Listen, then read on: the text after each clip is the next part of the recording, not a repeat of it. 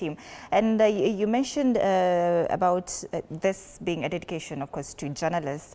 And I'm looking at a statement that you released earlier or later this year, in the mid this year, about press freedom, just defending journalists. And I would want to know why that is so dear to you. And it came at a time when journalists were being threatened, gagged in this country, and of course when you're covering protests, when you're covering things like politicians, a lot of threats.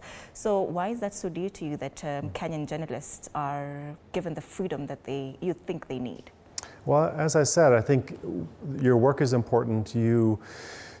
Politicians in both the United States and Kenya, sometimes need to be reminded of what citizens want. And you've had some citizens have done some peaceful protests here, and I think it's been, journalists have covered that, and they've often faced harassment and risk. And so we have put out the fact that journalists they're the messengers. They should not be targeted for doing their job. And it's vitally important that they're allowed to do their job without harassment, without fear.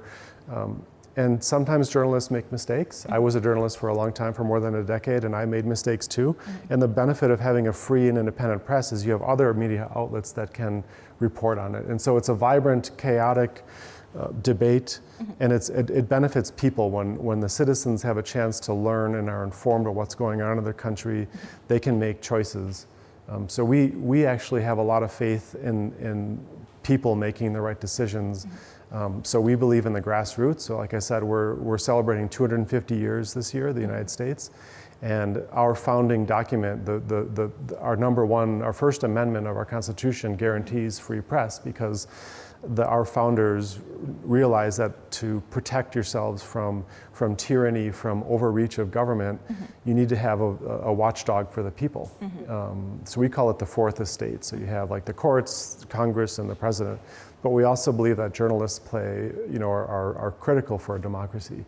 So that's why sometimes we like to just say that. It wasn't for any particular reason, and we actually think in general, journalists in Kenya have a pretty good environment. We've seen some problems.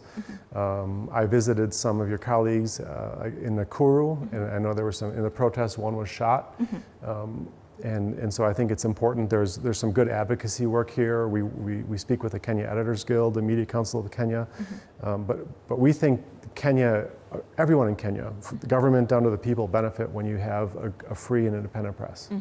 And of course, we'll be getting into the nitty-gritty